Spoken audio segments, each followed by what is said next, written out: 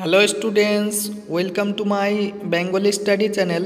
Bengali study চ্যানেলের পক্ষ থেকে তোমাদের সকলকে স্বাগত।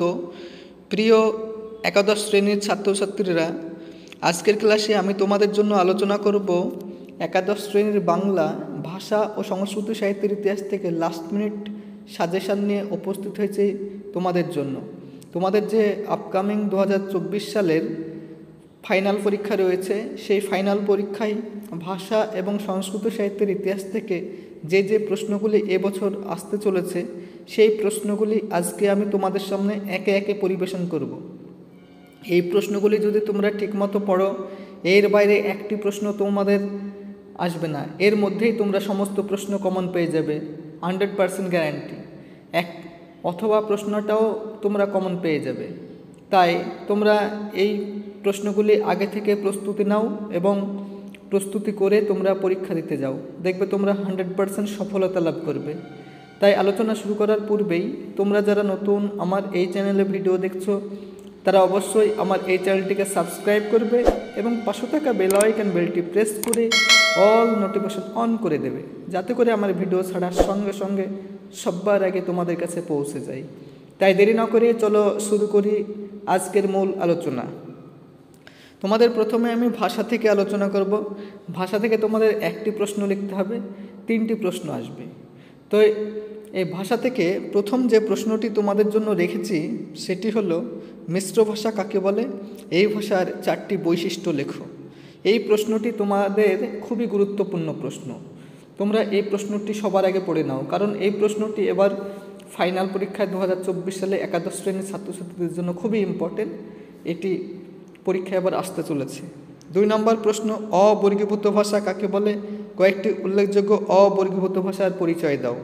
এই প্রশ্নটিও তোমাদের খুবই গুরুত্বপূর্ণ প্রশ্ন, ইম্পর্টেন্ট প্রশ্ন। এই প্রশ্নটিও তোমরা খুব মনোযোগ সহকারে পড়বে। 3 নম্বর প্রশ্ন, 4 ভাষা বংশের দেশ ভারত, 4টি ভাষা বংশের পরিচয় দাও।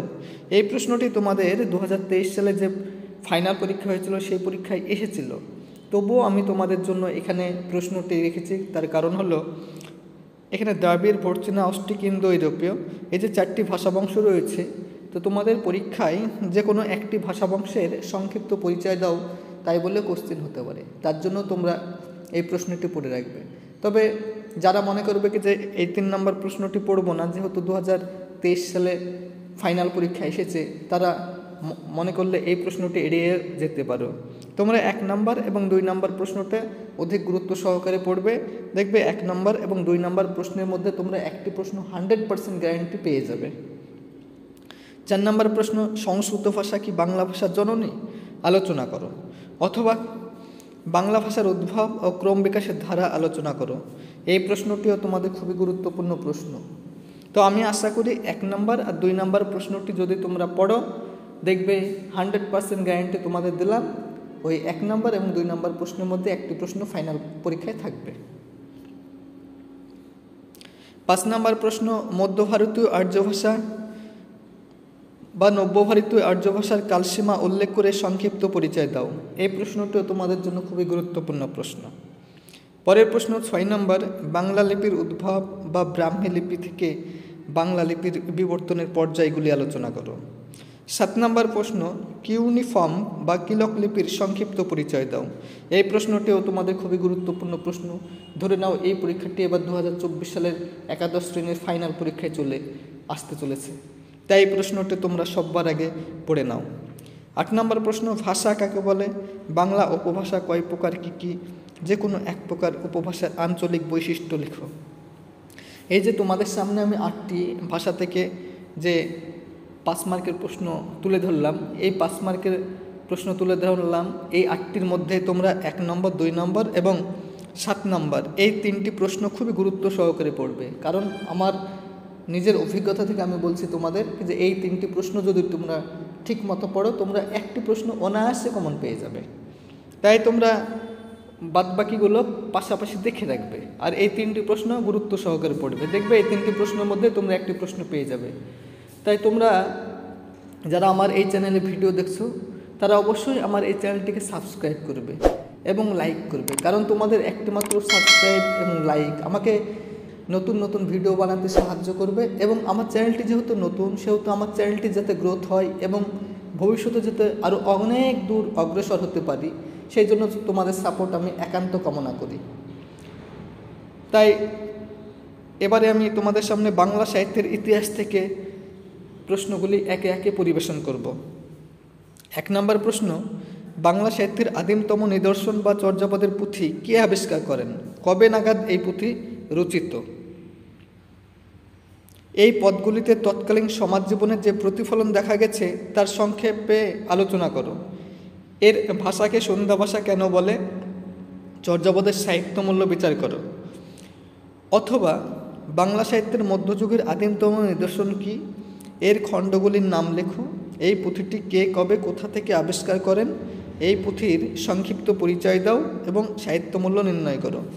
এই যে 1 নম্বর প্রশ্ন চর্যাপদ থেকে বললাম এবং শ্রীকৃষ্ণ কীর্তন কাব্য থেকে বললাম, এই দুটি প্রশ্ন যদি তোমরা ঠিকমতো প্রিপারেশন নাও এবং পরীক্ষার আগে দেখে যাও এক ঝলক, তোমরা অবশ্যই ফাইনাল পরীক্ষায় এখান থেকে একটি প্রশ্ন পেয়ে যাবে।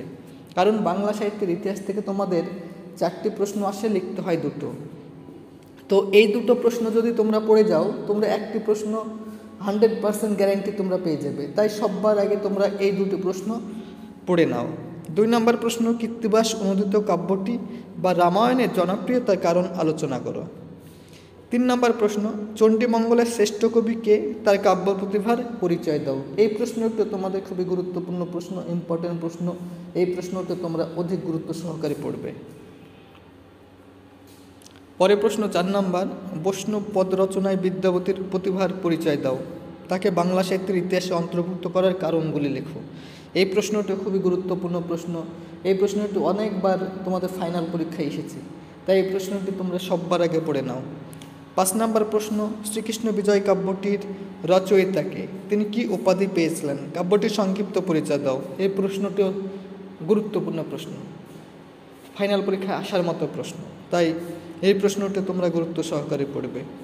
6 নম্বর প্রশ্ন, চৈতন্যদেব কবে কোথায় জন্মগ্রহণ করেন? বাংলা সাহিত্যে চৈতন্যদেবের প্রভাব আলোচনা করো।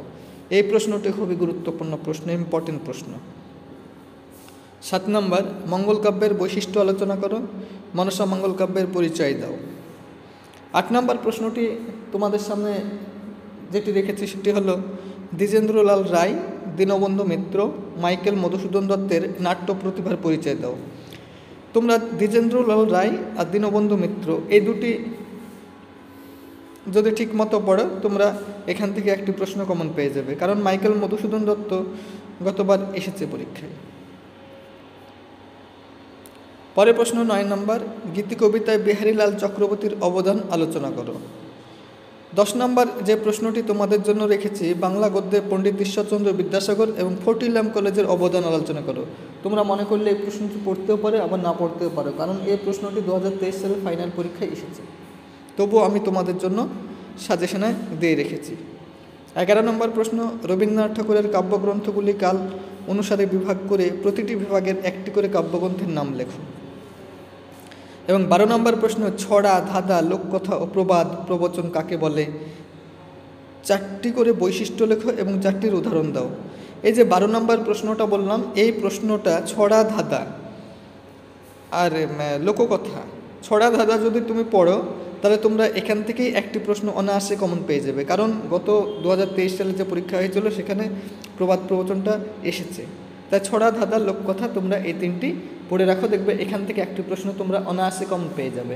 তাহলে 12 নম্বরটা পড়লে তোমরা 12 নম্বর কলমটা পড়লে একটি প্রশ্ন কমন পাবে এবং 1 নম্বর কলমটা পড়লে আরেকটি প্রশ্ন কমন পাবে। এই দুটো প্রশ্ন যদি তোমরা ঠিকমতো পড়ো, তোমরা 2টি প্রশ্ন কমন পেয়ে যাবে। যারা মনে করবে খুব কম পড়বো, তারা 1 নম্বর কলম আর 12 নম্বর কলমটা পড়বে, তোমরা অবশ্যই 2টি প্রশ্ন কমন পেয়ে যাবে।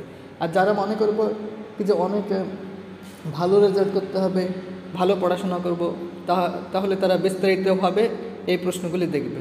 তাই তোমাদের সামনে আমি যে ভাষা এবং সাহিত্যের ইতিহাস থেকে যে হাতে গোনা মাত্র কয়েকটি প্রশ্ন শেয়ার করলাম, এই প্রশ্নগুলি যদি তোমরা ঠিকমতো পড়ো, আমি 100% তোমাদের বলছি এই বাইরে একটি প্রশ্ন তোমাদের ফাইনাল পরীক্ষা আসবে না। এগুলোর মধ্যেই তোমরা ফাইনাল পরীক্ষা সমস্ত প্রশ্ন কমন পেয়ে যাবে।